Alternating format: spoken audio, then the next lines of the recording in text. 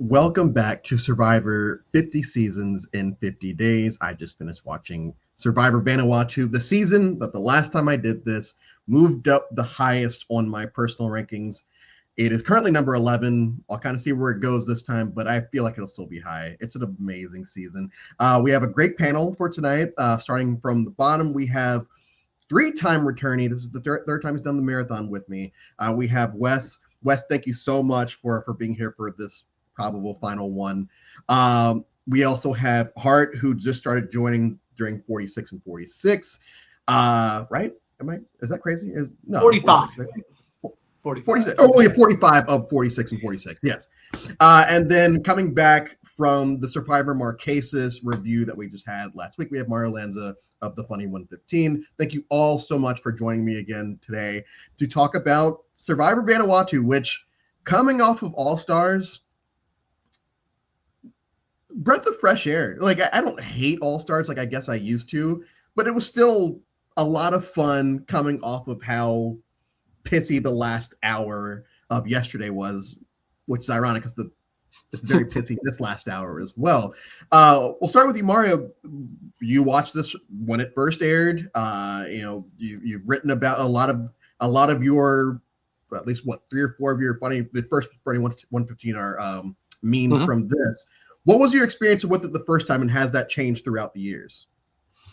Oh, then man, I could go for 2 hours just on that question alone, because I am so intertwined with this season. My history as a writer, what people know me for. I always say the only reason I wrote the Funny 115 was because I wanted to pay tribute to Chris Doherty, my favorite player at the time. That I was retired as a Survivor writer. This is 17 years ago. Like, I was done. I'd already done all my time. And I'm like the only Chris Doherty fan and Vanuatu fan in the world. So I put together this whole project just to pay homage to this guy who nobody liked. And that became my thing for years. They're like, he's the Chris Doherty guy. He just loves Chris. So that's what everyone knew me for years. So yeah, I loved this season when it aired. I still love it to this day. I always say it's my third favorite season. My favorites are Pearl Islands, Marquesas, and then Vanuatu.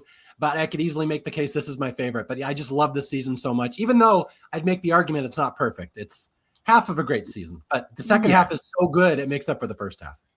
And we'll get to the 4 generic whites on the on the male tribe. Wes, how about yourself? What's your experience been with Vanuatu?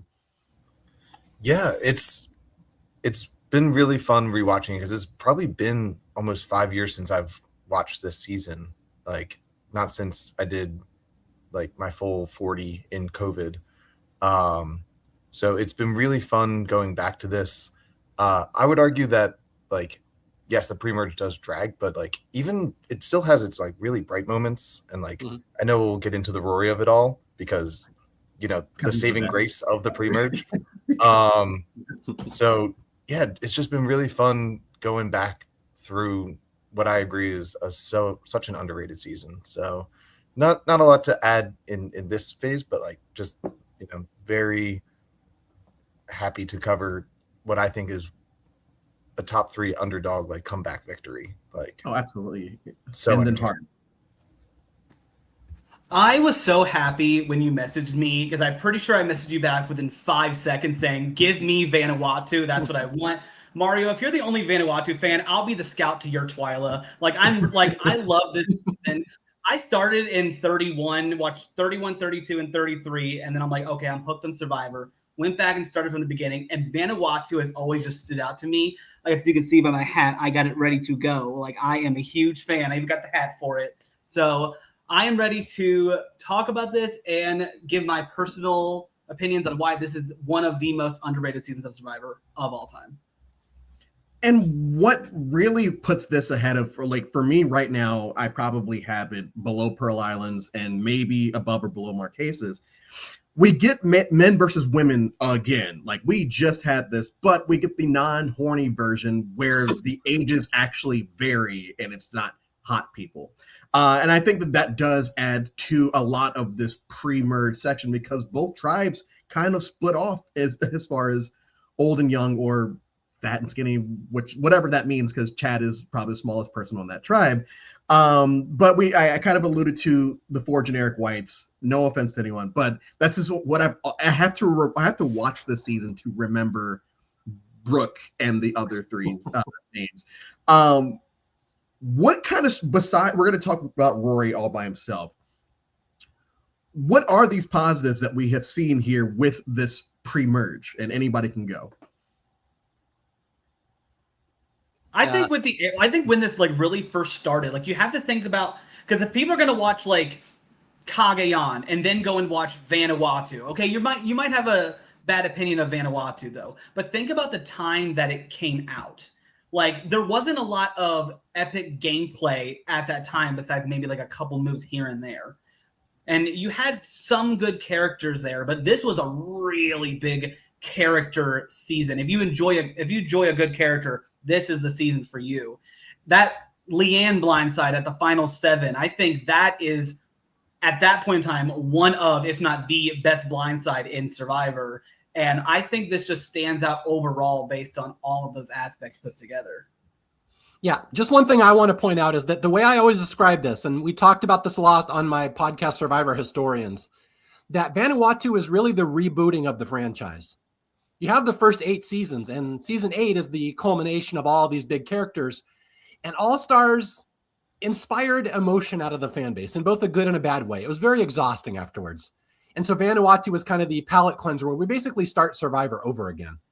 And it was not popular at the time. It was never beloved. It was just one of those that people, and this is a thing historically with Survivor, that the seasons after a big all-star season always feel like a letdown. People are not into them because it's new characters. They're not really ready to learn new people. But that's what I want people to think about when they think of the season. This was the rebooting after All-Stars, after a big moment, and it just never quite got the momentum that it deserved because of where it aired. Yeah, and I really appreciate that Hart brought up Cagayan, because there's one pre-merge echo, not of Cagayan's pre-merge, but of Cagayan's merge, because Eliza, in my mind, kind of originated that Chaos Cast move of cutting the swing vote and being, I'll defect from my main alliance to just remove that uncertainty and keep my name off the table for at least a minute. So, like, I think that is one of the more, I guess, undersung elements of the pre-merge is like Eliza kind of owning that move, but also making the rest of her journey pretty brutal.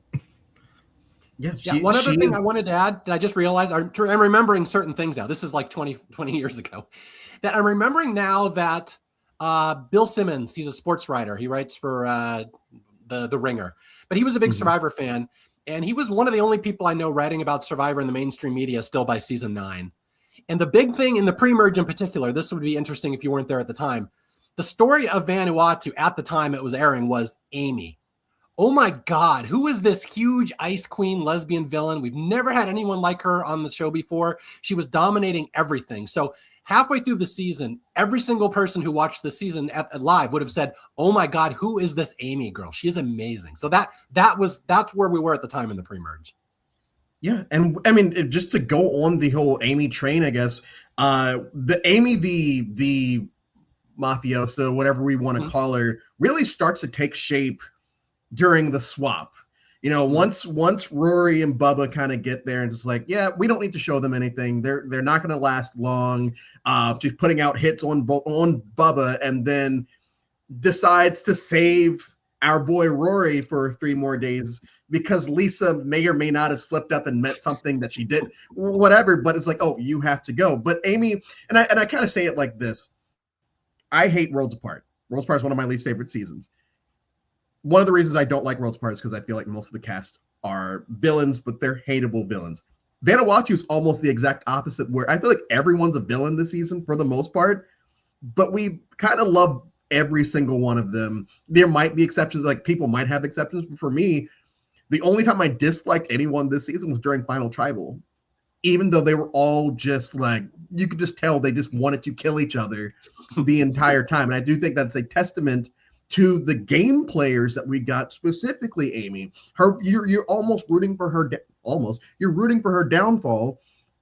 And then when it finally happens, which kind of starts with the Leanne vote, and there's the moment of Eliza giving her the look of like, "Ha, gotcha." That just it's so that final 7, and we're gonna get to that. It's so good. There's so many moments that you kind of sit there and say, how do people not enjoy this? Like, I understand maybe then, because even for me then it was like, okay, this is a fine season. Every time I've watched it since then, it's like, this is so good. I don't get it outside of people just haven't gone back and watched it. And Mario, you brought up like through the test of time, and I feel like we probably are the 4 biggest Vanuatu fans out there. Probably, who's to say? The other, I guess, big change with this season is they stick with the 18-member casts. We start getting double boot episodes more often. The twists that they really start to throw at us around season 6 start to come into play a lot more. You get to kidnap somebody. We are going to do a double boot here. They get to sit in during a tribal. Do y'all feel like this is, because we said this is a reboot, do you feel this is where Survivor kind of takes off as far as the advantage section of because we're heading into 11 in a couple days, and with the idol being introduced? Do we think that this is the jumping off point, or do we start with Guatemala? As far as just twists, like the heavy reliance on twists and all of that. Yeah, I'll give a short answer that, yeah, I agree. It's All Stars is a demarcation. It stops being Survivor and it starts being new Survivor. So yeah, definitely 9 is different. Yeah, and I would say to that, like, we had like some like soft launches of like what Survivor would become, like obviously as far back as the swap in Africa, but this is in their like throw some stuff at the wall phase where they were testing out, stuff that showed up in Palau and Guatemala. Like these 3 were where they were kind of testing that ground, and then 12 and 13 I think are still, like, I would put these 5, 9 through 12 kind of in, or 9 through 13 in one category. That kind of like soft launched and then eventually hard launched the idol era. Yeah, that I agree with completely. Like it became like a trial and error phase. So like let's give somebody immunity at the guys' tribal and let them go to the girls' tribal and give it to somebody else. Like, will this work or will it not? And they were fine, like seeing like, what's going to be the reaction to this? And if they don't, then throw it out. But this really is like where you start to elevate the game more on like, I would say minor twists. Like that's not a massive twist. Like nothing massive twist wise happened in Vanuatu though, but small elements to add to the game a little bit. Yeah. I just want to point out, because I wanted to bring up at the beginning, besides the first 15-20 minutes of Pearl Islands, this is my favorite first segment of any season ever. They came at us with spears. It's like everything from them falling out of the canoes when they get off of the ship to them getting to the ceremony, climbing the pole and everything in between. Them getting to camp and already we're fighting, especially on the women's tribe.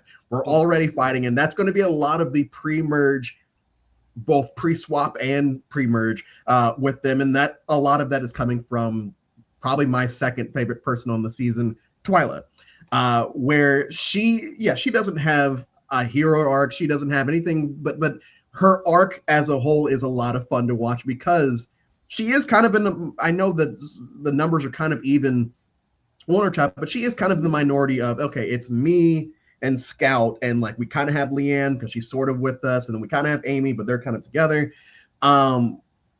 Before we talk about before we talk about Twyla, the merge player, thoughts on Twyla, the pre-merge player? I thought she was solid. Yeah, she's a good player. She's just messy. She does not bond with people sometimes. I think going makes her an interesting character. I think going on that tribe with the majority of men too did like well for her though, because like she said, that's her element. Like this is what she feels most comfortable around. And even if they were not to vote out, what's his name? John something. One of them. You got a good shot. There's two. There's him. 2 of them. If they weren't going to vote him out, though, I still think they probably take out Julie way before they take out Twyla. So I think Twyla integrated herself quickly there, though. So I think each tribe she was on, she was able to integrate herself into a power spot. So I think she played an amazing pre-merge game. And I forget, did Twyla tell Julie that Chris told her the same thing, or did Julie tell Twyla? Julie told Twyla. Julie told Twyla, and in my head that was a credit to Twyla, but yeah. But still, like her pre-merge, like her swap game was really strong in terms of just she was the reason they were able to blindside the men at the merge. Like, granted, it was less impactful in terms of like idols that we would learn about later, but like still pretty dynamic for pre-idol Survivor. And what else she's a great confessionalist. She's just a great confessionalist. Yeah. I was going to say her legacy has improved the most of anybody over the years. She was not particularly popular at the time. It's like we talked about with Sean in Marquesas. The audience at the time really didn't like him, but his legacy has grown and grown. People like him now. Twyla, I would say, has been the most valuable or most improved legacy over the years. People really appreciate her now. Yeah, because honestly, all she did, she just played a villainous game, and that's really it. She never did anything. She was very abrasive, which is fine. This is apparently what fans want. They want people to fight. So she gave that content, almost ad nauseum. It was just like, who is she going to get into argument next with? And then once the merge hits, and that Rory vote happens, and then everything that takes off with that, she becomes a very compelling game player, as well as that social bond that she has with both Scout and Chris, and for an episode, Eliza. Pre-merge, last person I really want to talk about is my favorite merge boot of the first 10 seasons, Rory. Rory's another one of those characters where the first time I watched him, like, I don't think I like this guy. He's just, why is he always upset? And now that I'm in my, mid-30s, it's like, no, I get it. I get why I would be upset at all of this, except for the women celebrating after they won. That was still, today was still like, okay, dude, get over it. Thoughts on Rory? Where do you guys have him as far as merge boots at this time period? So I rewatched Vanuatu specifically for this. So because once we agreed, I'm like, great, that gives me a reason to go rewatch it. Love it. But there was a quote that he said that exactly what you're saying, though. Like, when I first watched it, I'm like, wow, you're kind of a dick. But then, like, afterwards, I'm like now in my mid-30s, I'm like, I get it. Where he's like, I am not going to like slave my way around camp if I don't have a chance. And like back in the day, I'm like, come on, just help people out though. But I'm like, now, like, I would absolutely do the same as I think. I would be like, no, go do it yourself. You're gonna vote me out anyway. Screw you.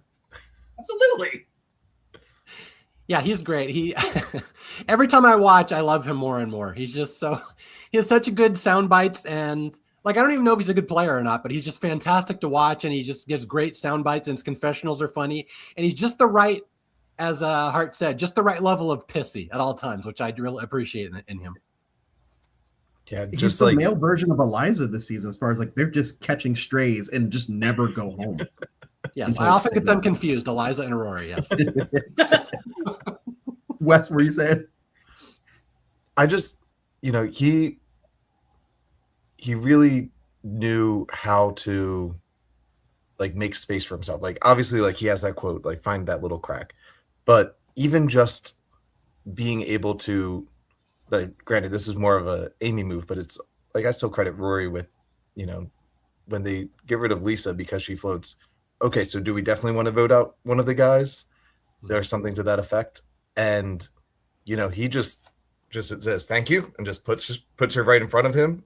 And like, just, I feel like that type of threat management, even if it wasn't always super intentional, like, just really makes for fun TV, especially if and he's the perfect person to go home at this merge, because the merge is obviously, like, yes, we've talked about all the I guess fun aspects of the pre-merge and the swap, but the merge is really where the season like takes off in full force, where Sarge has his crew of his swap tribe. The women are probably going to get back together, but we don't know. The Fat Five are down to 4, but there's a chance that they could still make something happen. And in the end, Twyla and Julie go back with the women, and they all get rid of Rory, which kind of starts this whole, I guess, we're going to talk a little bit more about Chris in a bit, but like revenge tour for Chris the rest of the season. Natalie Anderson-esque, you might say. Like it's fun, and especially because after Rory goes, and I guess I'll compare him to Vesepian with this, at that Sarge vote, he does exactly what Vesepi did the round that Rob Mariano goes home, nor cases. He just votes with the numbers to save his ass long enough to find a crack to get through to where he eventually gets to. Final 9, Sarge face is born, but this is kind of where things kind of go off the rails for the men for the next couple of episodes. Did you guys feel like these 2 episodes dragged it all before that final 7, or could you still find positives in it besides Sarge wanting to kill everyone there? It did drag a little bit, just a little bit. Like there's still appealing moments, but they like I will say though, if swap out like Chad for Rory, put Rory on the jury, might be a little bit more appealing. I'd love that, by the way, if that would have happened. But imagine like that. But yeah, I think it did drag a little bit though. Like it was just very clear that this is what's going to happen. You didn't really see, like you saw like little tidbits of like maybe some like breaking up within the women's alliance though, but nothing that ever like you thought was going to happen going in to Tribal. Yeah. I was going to say it drags a little bit in terms of being fluid because it's, again, we're in a pagonging basically, which all the early seasons had to some extent. So at the time, I would say when we were watching this live, it's still the Amy season at that point. So yeah, it's dragging because it's not fluid and things aren't changing, but that's just what Survivor was at that point. It's just how it's going to go. So yeah, it merged from a modern, or it dragged from a modern perspective, but at the time you're just kind of still in awe of Amy just completely dominating the season. So that's everyone on lockdown. Yeah, exactly. Yeah. That's the thing. This was her season. That's the one thing that's been lost to history, how much this isn't the Chris season until Amy goes. Then it's the Chris season.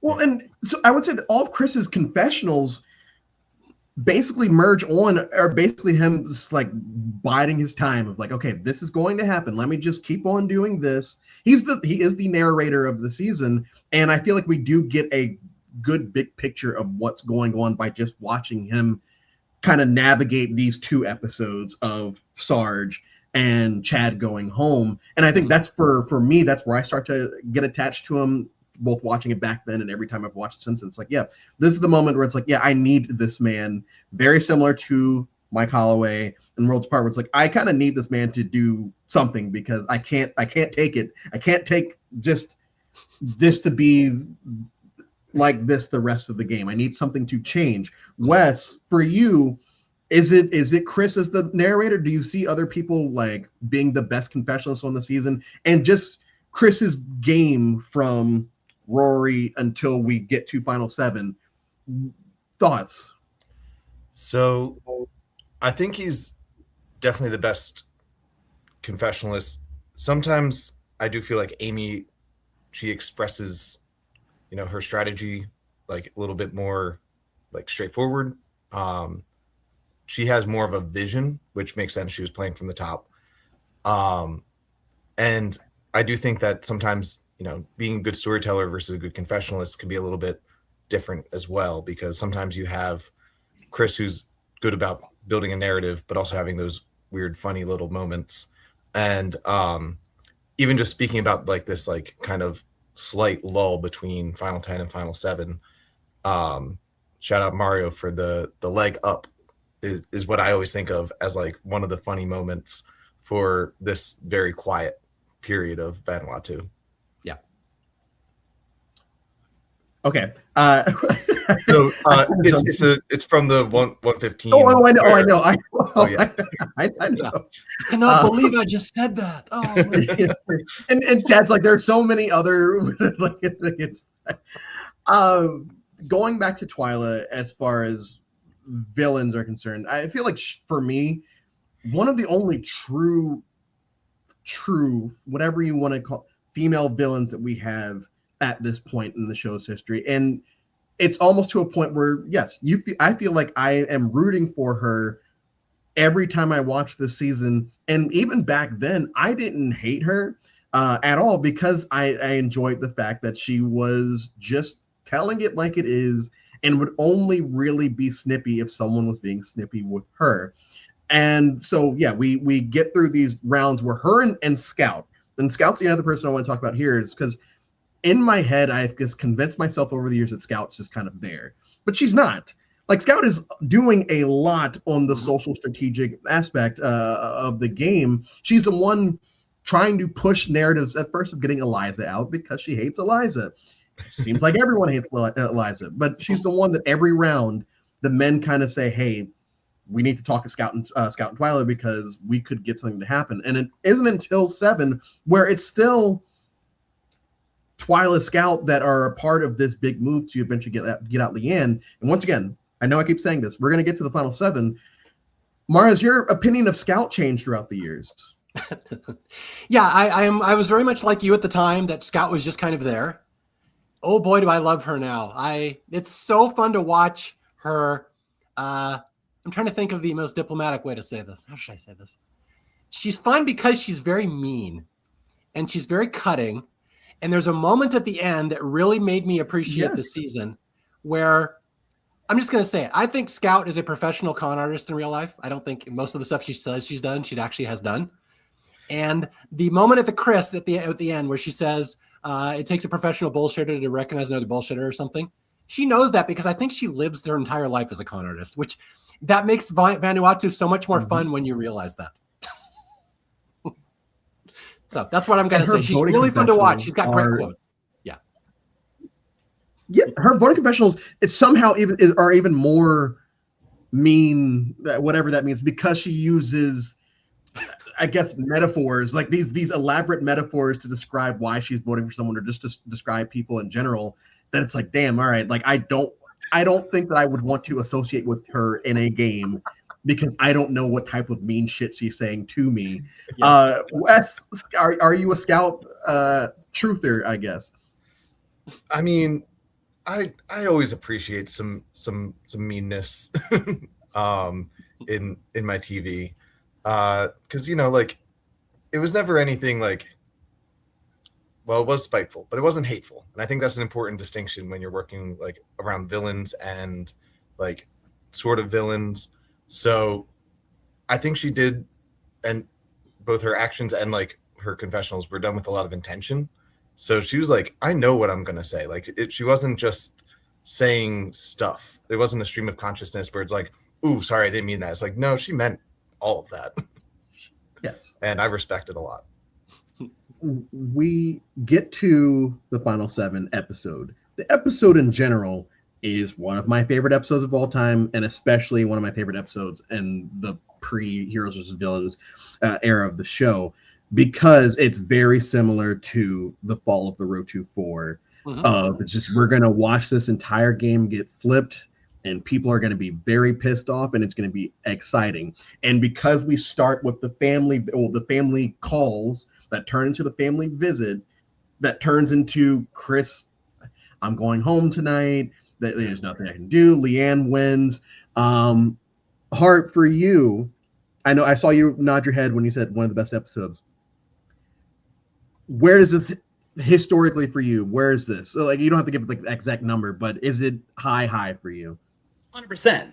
When I think of epic blindsides, Leanne's blindside comes to mind. And you compared it to like the Rotu 4. It's exactly like that, though, because it's a complete shift in the entire game, and it made the game more exciting and appealing moving forward. So like, and both of them had huge mistakes. The Rotu 4 revealed the pecking order in the challenge, and in this one, you had Leanne going up to Scout saying like, "I replaced you with Julie. Sorry about that. Hope that's okay." And just being like, "No, nothing's gonna happen from this. No, of course everything's gonna happen from this." And we were talking about Scout earlier. Of course, you only Scout that who's gonna be like, "No, we're not gonna do that." Exactly what's going on in her head. So I think in terms of like compelling television, this has to be up there, like with one of the best blindsides. Yeah, Mario. Yeah. I think this is even better than the Fall of the Road to 4. It just happens later in Survivor history, so it's not as affecting. And again, this was never as big a season as Marquesas, but man, that is a great episode, and it's a legitimate blindside because Leanne doesn't see it coming. And unlike John, I mean, that was kind of fudged for TV. But the other thing I always want to bring up correct this misassumption here that Leanne was really the leader of the Yassers. She was the one. So that was not a case of taking out the number 2 so you can get Amy later. Leanne was always the brains. And this is something that came out in many interviews after the season. So taking her out was big right there. That completely killed that tribe. Yeah, because Amy's by herself. Everyone's more willing to jump ship now that the de facto leader is gone. Wes, for you, not the same question I asked the two of them. For you, this final 7, from top to bottom, like just a perfect episode. Do you feel like anything can top it? I guess until we get to, like, for me, it probably doesn't get topped until HVV. Almost any episode from that season. Are we at peak Survivor in season 9 already? We're really close. We are really close. Like that, like not just the vote itself, because you know, a 4-3, a 5-4, they're always going to be fun, but also just like I feel like the editors were getting more comfortable in their roles. The theatrics of the actual tribal council, like not the players like being theatrical necessarily, but like what production was able to do. Like in retrospect, they're like, oh, we have gold, we better not fumble this, and being able to capture a lot of, you know, great expressions and little looks. And yeah, I would say like there was definitely some great moments. Like I would say I feel like we didn't have, there's some contenders between this and HVV, like the Edgardo blindside, I would say, or Edgardo's good. Edgardo's good. Yes, Edgardo's very good. Like I would say, like we didn't hit this level until Edgardo, probably. Like Edgardo was the next one, I would say, to match this energy for me. The Earl Cole, this is one of my favorite. Yeah, it's so good. So now we get out of the final 7 and kind of the fall of the Women's Alliance, and we have both Chris's ascension to eventual winner, and we have the not Scout. I keep giving that up. Twyla swore on her son storyline, which it's Amy and Eliza don't come off as overly religious. And I understand that they're kind of trying to do this to make her feel bad because can't believe you swore on your son, you're a piece of shit, this, that, and the other. And and Twyla spends 3 episodes basically saying, I shouldn't have done that. I'm sorry. I shouldn't have done that. Saying it to everyone. Yet by the time we get to Final Tribal, it's still a hot topic by not only the 2 of them, but also Sarge, which once again, we'll get to that. We're still in an era where lying is kind of still sort of looked down upon, and swearing on someone is, you know, you can drag them through the fire at this point. Cerie's going to do this in Panama in 3 seasons. She's going to swear on her son, and no one really holds that against her. Is there a line for you as a watcher? Do you get turned off by that, or do you get turned off by the reactions to that? I mean, is there a line? Yes, but I don't think this crosses it by any means. This is playing the game. Like, look, 10, 12 years down the road, Survivor Game Changers. This is what Sarah did, like, to everybody. She swore on everything, and it was glorified at the end. Like, everybody loved her for it. So just being the time that it was in, nobody had done anything like this. So everyone's like, what a villain you are for that. And then people are like, nah, it's not that big of a deal. So like if Twyla did this, like came back for like heroes versus villains, for example, and did the same thing, I don't think we're having the same conversation. Mario, what was the reaction on the I guess on the internet at that time? Because I'm 13, 14. I don't know there is an online fandom. What is everyone saying at this point? First off, if you were 13, it was probably best you were not on Survivor Sucks. You would not have. It was not an appropriate place for a 13-year-old. Okay. That being said, I always thought the reaction to Twyla was very overblown, and it's not that I think they're wrong. I just don't think they were being honest at what they were mad about. I don't think it really had anything to do with the swearing on the son part. I think it had more to do with you didn't turn on your alliance back then. And this is definitely a parallel to the season before in All Stars, where there's a whole pregame alliance. Boston Rob turns on it because he sees a pretty girl, and they would never let him forgive it. And that's just how Survivor was. You did not turn on your alliance back then. So Twyla turning on the women was the thing that I think really set them off. And they're focusing on you swore on your son to make her feel bad. They want to make her just feel terrible about this. But it's really the alliance switching that they're mad at. And especially, and again, this should be stated once again, this is a male versus female season. Are you kidding me? You're turning on the all women's tribe to join the guys. So I think there was a couple levels of what they were really mad about. And I think that's really what we're seeing. It had nothing to do with swearing on their son. There were some other factors there. And in fact, a third one, how the hell am I losing Survivor to this blue collar idiot Twyla? Sure, there's some snobbery going on there too. Yeah. These really smart Survivor players do not want to say they lost to Twyla. So there's a lot going on there that I don't think had anything to do with the swearing on the son, to be honest. She can't even type. Just imagine Eliza's this thing. That's the thing. Your season is defined by who won the season, who beat you. I don't know if a lot of them could have slept at night saying Twyla beat me at Survivor. They just were not going to handle that. Wes, do you think that was kind of blown out of proportion by the players? The amount of times they bring it up, I should say. Because I do agree that they're more upset that the flip just happened. But do you feel like at a certain point, it's like, just get over it? Or is it, yeah. So, as in the real world, totally. But while they were still in the game, very much like you want to use every advantage you have to, like, unfortunately, if you can't pull yourself up, you have to push somebody else down. And, while they were scrapping after the final 7, that's a tool that was in their toolbox. Did they need to bring it up at FTC a bunch of times? Did they need to talk trash after they were voted out? That for me goes a little bit not too far, because we've all had moments where we were just like, F this. But I think especially in game, you can definitely use that against somebody as a strategic choice. It's not the nicest thing in the world, but it's a more than valid strategy. Yeah. And Chris is one of the main people to he's just sitting there. Most of the time it's just him observing.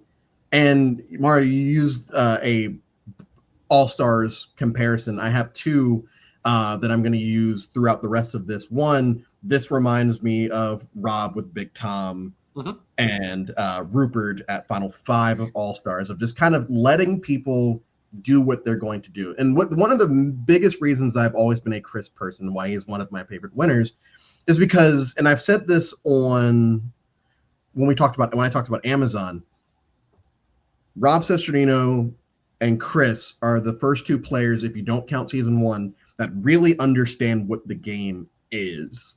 Like, Chris, he loses the first challenge. Oh yeah, I didn't come here to be the most physically fit. Like, that's fine. I'll be all right. I know that I'm good with these people. The swap happens. Okay, yeah, I know I'm good with these people. The merge happens. I know I'm at least the third guy getting voted out. So let me just do whatever I have to do. These people are going to turn on each other because they don't like each other. And so he just sits there and just lets it all unfold. Yes, he'll stir the pot here and there, but he doesn't have to do anything because, and he gives the confessional. He says, I feel like none of them trust each other and they all trust me, which is insane.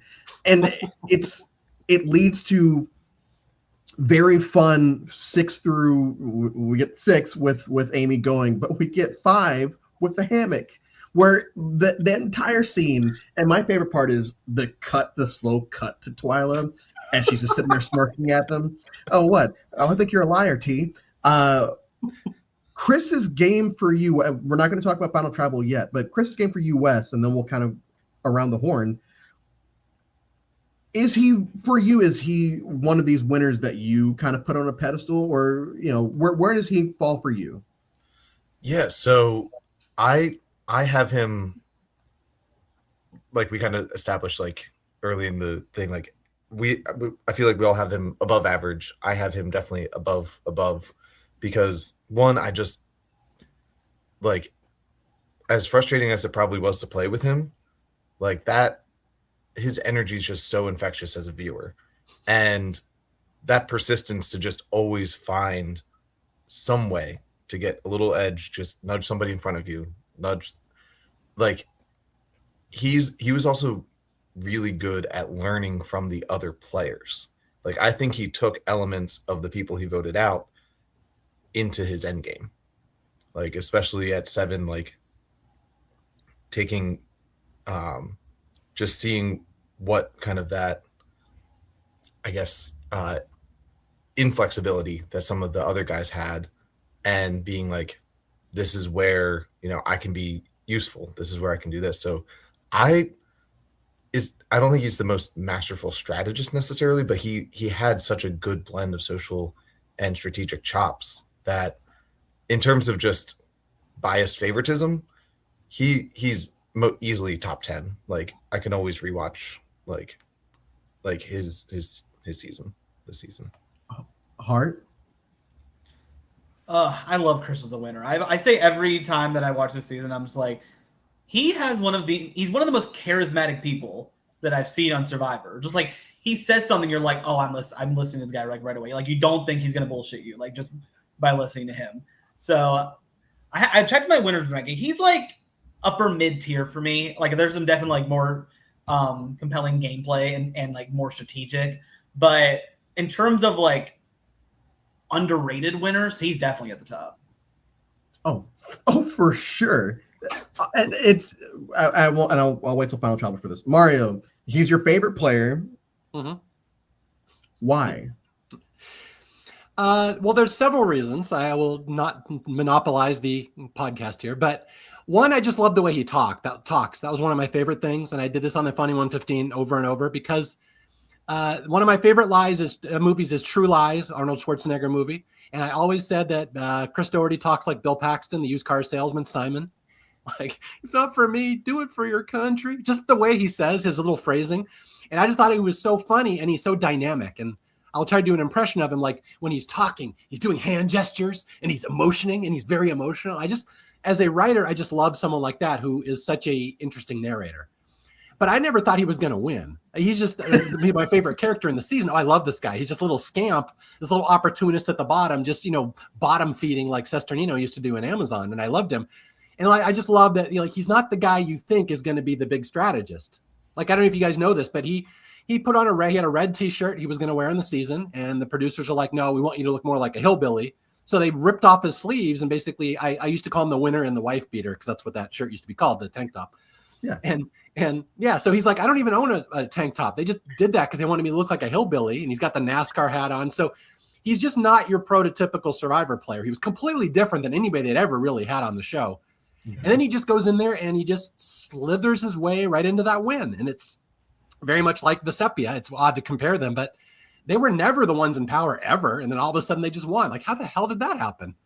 And so that's my thing. And I don't rank winners. Like, I don't really like who was the best player, like who was the best strategist, who made the best big moves. Chris would never be anywhere near that list. He wasn't controlling anything. He just was an opportunist. And I am a fan of opportunists. And I am doubly a fan of opportunists that speak well and give great confessionals. So that's my answer right there. He's one of the greatest narrators in the show's history. Like point blank, I could listen to him talk about literally anything, and I probably just sat there and watched the entire thing. So we're gonna get to first the final four, the wave goodbye to Eliza, and then final two, which, like I said, coming off of All Stars and how overly pissed off they were. And I said this yesterday, where when I say the phrase bitter jury, I don't mean, oh, they voted a type of way. It's no, these people are just actually just upset. I don't care where they vote. Like, I don't think that, and like, yes, Amber should have won, Chris should have won. It's just more the amount of hatred that comes from, and we're going to see it again in Fiji, where these people are just so angry to the point where it becomes kind of uncomfortable watching, and it turns me off to specifically Sarge. Who Sarge, every time I watch, it's like, this man would be a lot of fun to hang out with in both a game setting and in real life. And yes, I'm not the most religious person, but I was the first time I watched this, and I never I didn't think her son was somehow damned to hell for all eternity because of that. And I feel like where he was coming from, it comes from a place of anger and religion and all of that. But it really turned me off to ever kind of wanting Sarge back. I said this before we went, or maybe before we went live, but same thing with Alex and Fiji. Final tribal. Let's just get it all out there. Wes, we'll start with you. Just thoughts. Just anything stand out to you, maybe this time, or like what has always stood out to you? Yeah. So, I would say that Chris's strategy of just straight up making things up at FTC is such an underrated strategy. Like, I don't know why more players don't do this. Like, there's definitely ways where you can like fudge things and make people hear what they want to hear, and not just like bullshitting people, but like genuinely fabricating things. And like, I think the closest parallel that I've ever seen is on Australian Survivor, where Christy at the very end, she's like, well, nobody really knows my story, so I can just say whatever I want. So like, I love that approach in Survivor, and I really wish that we saw that more, because that's one of the things that makes Chris's win so fun for me. And I just quickly want to go off of that with, and I didn't touch on it, but him basically telling Twyla, hey, don't let these people punk you. Like, you go in there and you make sure these people know that you're not to be fucked with. And he's sitting there telling us, I'm purposely trying to sabotage Twyla because why wouldn't I? And I know how angry she can get. I'm going to tell her, I'm going to do everything I can to win the game. And that's something that is so, for me, is underappreciated. I keep using that word, but the season and him and Twyla are so underappreciated because we would never get a moment like that almost ever again. Mm-hmm. No one's going to try to sit there and tell the other person, oh yeah, don't, come on. You know, this person's going to come after you. You got to get back at him. Heart, for you, final tribal. Well, just like what you said too of him telling that to Twyla, that is such a masterclass on how to play people like a fiddle in this game. He straight up did that to her, and not saying she wouldn't have done that going in anyway, but that was just a pure masterclass on like how to win Survivor. But FTC, was probably my least favorite part of the season, to be honest. It did make me a little uncomfy at times. The Sarge thing, like you said, I was a big Sarge fan up until that moment. Then, I mean, I would still like to see him back, but you know. But overall, like, I've never been the biggest Eliza fan though. And then she came in there and was just going off, and people like, "Girl, you lost. Get over it." So just the pure bitterness really brought the season down for me, just because from a season that I thought had very compelling gameplay, and they just had people butthurt that they lost. Like, get over it.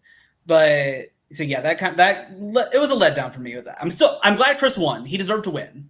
So that made it up a little bit, but still, just how people reacted was just. Yeah. Mario? Oh, I'm complete opposite. For me, you can never go too far. I want nuclear war at Final Tribal Council. I love it. And yeah, to me, Vanuatu is just a wonderful mishmash of all these different types of personalities just crashing into each other. And they all had some grudge with each other. They were complete. It's like worlds apart. They were worlds apart. There were lots of people from different walks of life just going after each other in the end. And Chris is just sitting there and laughing because he's, avoiding all the damage. So yeah, to me, that was the best part of the season. I love that. But admittedly, I'm a Chris fan. So what am I going to say? I compare Twyla to Boston Rob the past season because, and I talked about this yesterday, watching Rob at Final Tribal of All-Stars, for me, I empathize with him, not because he's losing, but because these are personal friends of his that took it personally and are personally attacking him because he didn't stick to their pregame alliance. And you can tell in his face, like, oh man, like, I've really genuinely hurt these people. And it's the same thing with Twyla here. There are multiple times during Final Tribal where it's like, man, I really feel for this woman because, yeah, Chris is going to win and fine and all of that. But, like, these people are – Sarge is calling you out as a person. Amy is doing it too. Amy votes for you, but, like, Amy's doing this as a person. Eliza's doing this as a person. And it is kind of – you really – that's where – and I guess on the opposite end of that, I find myself appreciating when players can have moments like that where they're no longer the player and we're seeing Twyla the person, we're seeing Rob Mariano as the person. And you know, she sits there and she says, I have to do some reflection because I feel horribly. And that always gets me. I don't know how I reacted while y'all were like in the waiting room, but like I feel for her every single time that happens. And you know, so ultimately we're going to get to my second favorite Jeff entrance into a finale by skydiving and then taking not a moped, but like a cycle of some sort to Hollywood, where he is very clearly not a fan of What? Yeah, of Chris. It's very subtle. You have to look for it. Yeah. Yeah, right. Chris or Twyla for. So I mean, obviously, we all know probably why. But this is definitely in the air, and I mentioned this basically every season since Thailand. Thailand has now broken this man, where he just becomes the Jeff that we kind of get used to over the next few seasons. Here, and this is how much I want to actually watch the reunion. I usually have the reunion playing while we record. I paused it because I do want to watch it after we're finished because I want to see if it's as bad as I remember it 2 years ago of Jeff just being like overly pissy to Chris specifically. Yeah, I know fair or foul is a opinion question and it's whatever, but fair or foul for Jeff to be that upset over this, and you don't have to go into big explanations, but fair or foul. It's completely foul. The host has no business doing that. You do not tell the audience how they're supposed to react to the season. I always hated that. Again, I have a long history with Chris, so I kind of know the story here. That he actually contacted Chris later, a couple of years later, and apologized that I didn't give your story as much credit as I should have. I apologize, but the damage is done by then. The audience has never appreciated Chris because Probst basically told them this guy did not deserve to win. Like you shouldn't be saying that as the host. But in reality, the only reason let's be real, the only reason he did that is because he dated Julie Berry. I disagree with that. I mean, I think that's 50% of it. I think the other 50% is that it's not the ending that season was supposed to have. You don't want the NASCAR redneck guy winning your season, the battle of the sexes, where you have this amazing ice queen villain, Amy. That, as a producer, I can see why he'd be pissed. That's not the story you want. But the Julie thing clearly was a variable in there too, and it shouldn't have happened. Wes? Yeah, I mean, definitely foul. I guess this is the only nice thing that I'll ever say in my life about the on island vote reading is it probably wouldn't have been as vitriolic if it was, not in LA months later. That's actually a good point. And then the only other FTC thought I had was, is this the only season where the two finalists had like almost the same job? I have a funny trivia question about that, or answered it. Yeah, it is where they only had the same job. I interviewed Chris several times over the years, and the very first time I talked to him, that was the one thing he wanted to dispel. He's like, we did not have the same goddamn job. I'd be so mad that they said they were both construction workers. Chris is like, I am in management. I manage construction teams. She has a blue collar. She works in the ditches. We do not have the same job, and he was always so mad about that. So, oh, wow. There's your fun trivia fact. Heck yeah. Okay. Until now, I didn't. I think because I stereotyped him. I was like, oh, yeah, clearly he works in construction. Look at him. Yeah, he's a manager, though. He would be the first one to tell you, manager of construction. And then Hart, just fair or foul. And do you think, yes, we are slowly getting to full-on Dick Jeff. We're a couple seasons out from full-on Dick Jeff. Fair or foul? In general, I don't watch the reunions, so just a heads up. I never watch the reunions. They don't entertain me. I don't care. I just want to watch the game and get it over with.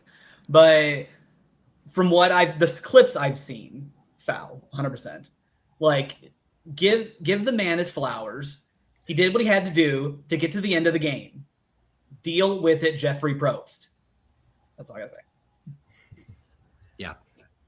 Overall, like I said, Vanuatu is one of those seasons where basically every time after my first, it has just gone up my personal rankings of I love this season. I call it the most underappreciated season outside of Marquesas, because unless you lived through Marquesas, you underappreciate it.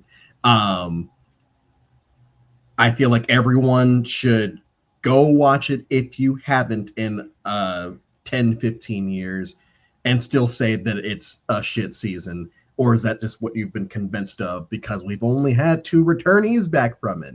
You know, we have Eliza and Amy who, yes, I feel like both made sense when they ended up on Micro, but I feel like there were a couple that we've all named today. I feel like Twyla is a good example of someone that I would have wanted to see come back at some point. Chris, especially, would have been someone I wanted to come back.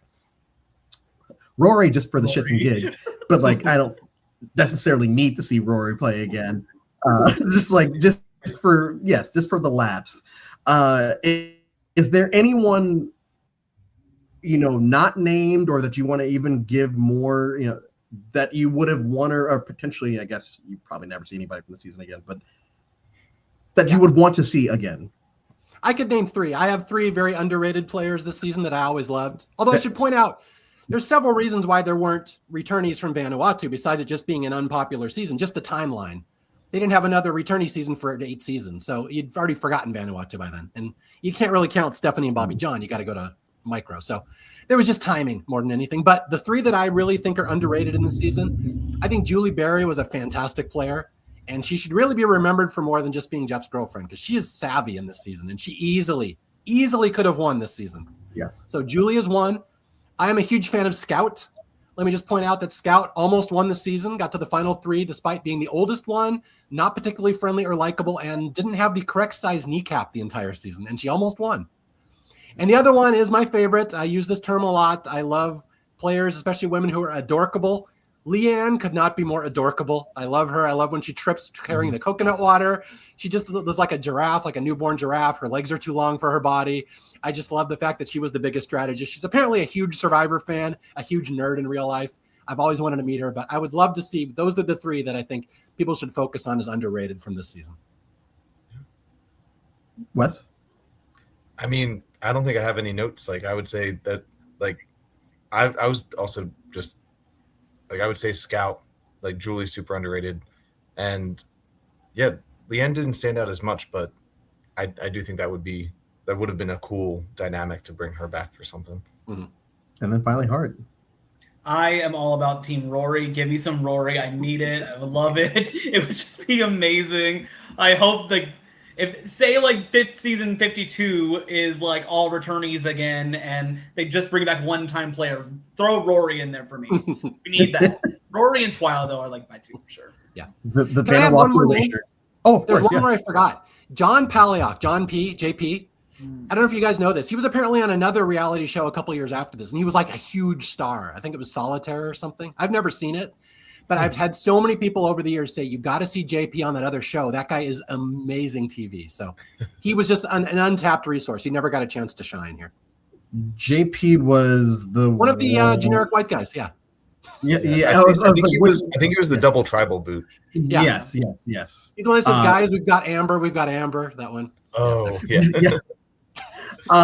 Okay, so that is going to slowly start to wrap up, or not slowly, but it's going to kind of wrap up Vanuatu. For me, like I said, of the first 9 seasons, I would only have Pearl Islands and maybe Marquesas ahead of it. It's definitely the best male versus female season that we're ever going to get. And I think for good, like, yes, Amazon's a bunch of horny folks and One World is One World. Like, Vanuatu is firmly at the top, and I think history has kind of said that Amazon is not as good as it has. Like, it's good, like, yeah, but it's not as good as Vanuatu, at least for me. I have one question about that. One question. Is it true this season was not meant to be male versus female? That's always been the story that I've heard in interviews, that they got to the island and the chief just divided them into men and women, and that's how it became men versus women. I've never heard that, but I wouldn't that wouldn't be surprising. I don't know. I've heard that. I've heard so many stories over the years. I always kind of forget which ones are true and which ones are not. But I swear I read in an interview that's what happened. and there was just a happy accident. It turned into a males versus females season. Honestly, that would, I feel like if that is the case and that was real, I feel like they should probably push that more just for people to know, oh yeah, this is, yes, a happy accident that led to some very dynamic gameplay this entire season. Who would your ally be? Who would everyone's ally be this season? I'm hanging out with Chris just to talk to him. That's something I've heard Survivor players tell me over the years. So much of Survivor is just, who do you want to hang out with? There's so much downtime at camp. Who's the most fun to talk to? I just want to hang around Chris all day, so he becomes your ally. That's my answer. Mine's Rory all day long. And I would do like what Chris did with Twyla. I would do with Rory. I'd be like, wow, like we're the only two guys over here, and they're making us do all the work. We should say something to them. Like I would 100% with Rory because you're always going to say it, 100% all day. Yeah, I mean, I think if I were to go play as myself now, definitely one of the like Chris, Rory. But I think I don't know if it would be like if she would just cut my head off, but I think Amy would be super fun to be a ride or die with, because like, yeah, like you're not going to the end together, but that would be a really good person to bounce ideas off of, and also just be a pretty entertaining like combo. For me, it'd be Twyla. You know, her and Scout are like this from beginning to end. I would know I could be able to joke around with her like Chris does with her. And I would hope that, yes, once again, I can kind of sit next to her and just kind of hope that she just turns into Twyla when I need her to. But also just because I feel like she would be a great conversationalist. She seems like a really good time. Final question, and Hart and Wes, my apologies. I forgot to tell y'all to think about this, so this is kind of on the fly. Something that the modern day fandom would not like about Vanuatu. Can I say that the men beat the women? I mean, I'm not sure how the modern fan base would enjoy the original Black Widow Brigade failing to the hillbilly construction NASCAR guy. I don't think that would go over particularly well. And I think all of Chris's like the way that he's describing like the women in certain ways probably in this day wouldn't be seen as so fondly, but like back then it's like you're just in a confessional right. what you're saying. You're like, you're right. But like imagine Twitter or Instagram this day when he says those things. Yeah, it's not going to go well. Yeah, I have one more quick answer before we get to Wes, because this ties into something Wes said earlier, that so much of the modern fan base is strategy, game theory, stuff like that. And this ties into what Wes said. At Final Tribal Council, you don't have to tell the truth. You just have to tell them what they want to hear. And that is such a fantastic mindset. And I love that Wes brought that up, because I think the modern fan base would be very upset if Chris is up there taking credit for stuff he didn't do, because it's a very black and white mindset. You have to have a resume and present it. And Chris, he can just make up a resume. Fuck it. Who cares? So that's what I think people would not enjoy. Yeah. I think when I think like modern fan base, I'm thinking the people who came in the new era. They're not like, there's no like holdovers necessarily. I do think, unfortunately, like they might give Rory a really hard time. Mm-hmm. Like, cause I mean, yeah, they might like him, but he was just super blunt. And while that was great for, all of us here today, and I would be worried about, even like we said, like this is a oops all villains type season. Like there wasn't a ton of like, joy in some elements. And even like the version of Jeff that they would be getting, that might actually, now that I say that, I'm like, that's top of the list. Me and Jeff would never fly today. Yeah. For me, this one's kind of not really a deep cut, but the fact that they didn't show Scout and Amy like fully embracing their partners. Yeah. I feel like today's fans would immediately clock it and be like, what the hell's up with that? Which, yes, I also feel like there would be a section that'd be like, oh, I'm glad they didn't show it. but we're not talking about them. So yeah, I think that it stands out every single time you watch it. It's like, oh man, they keep cutting. So before we go, make sure to subscribe on both Instagram and YouTube. We are going live in 15 minutes to talk about the penultimate episode of season 50. And then after that, I'm going to start watching Survivor Palau, which we are going to be having Survivor Quotes X back tomorrow to discuss that. So that'll be fun. Hard, Wes, Mario, thank you so much for joining. Make sure, if you haven't, to go follow Mario's Funny 115 pages, all 4 versions, 3 or 4. I'm on the 3rd one. Even I forget. Yeah, I'm on the 3rd one. I've been working on that for 10 years, so who knows? Survivor Historians as well. Make sure to follow all of it.